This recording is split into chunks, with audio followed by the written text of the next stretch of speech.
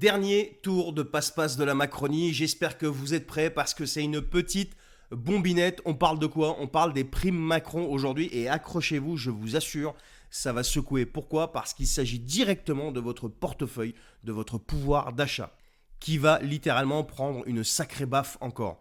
Alors vous avez tous entendu parler des primes Macron que votre employeur peut vous verser sans que vous n'ayez à payer d'impôts dessus, et ni lui d'ailleurs sans qu'il n'ait à payer de charges dessus. Eh bien ces primes, c'était tout bénef, zéro impôt, zéro charge.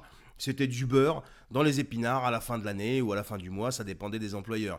Mais devinez quoi? Eh bien le gouvernement vient de revenir dessus. Alors pas sur la prime, mais sur la fiscalité liée à cette prime.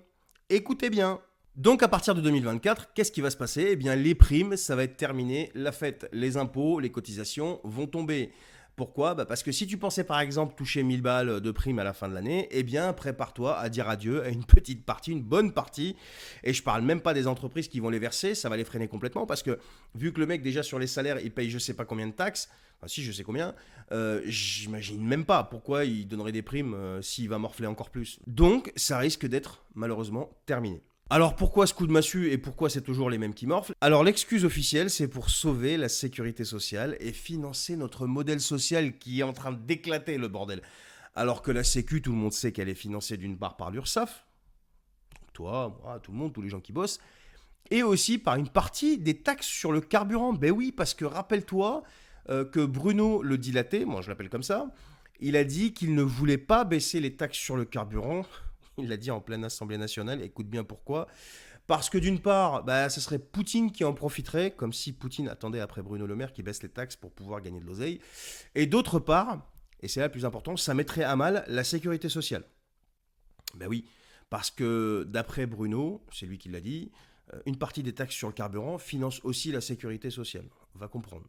C'est pas moi qui le dis, c'est lui. Mais trêve de plaisanterie, tout ça c'est des excuses, soyons réalistes, c'est juste encore une façon sournoise d'augmenter les impôts sans avoir à crier sur tous les toits. Pourquoi? Parce qu'ils ont passé leur vie à beugler, comme quoi ils n'ont jamais cessé de baisser les impôts, de le taux de chômage le plus bas, tout ce que tu veux, tu vois, comme la suppression de la taxe d'habitation, comme... Enfin, il ne parle pas de l'augmentation de la taxe foncière et d'autres choses et blablabla. Enfin, tout un tas de blabla en fait qui sert à rien. Ça, c'est encore une fois une entourloupette de la Macronie qui a l'art et la manière et qui excelle dans le domaine. Alors oui, je sais, tu vas me dire, on a de la chance, tu vois, de vivre, sécurité sociale, liberté, égalité, fraternité, la République et tout ça, quoi. Moi, je te dis dilatation extrême. Donc, je pense que la solution ne viendra que de toi, hein, pas d'eux. Hein. Voilà. Allez, je te souhaite une excellente journée et à très bientôt pour d'autres nouvelles. Salut.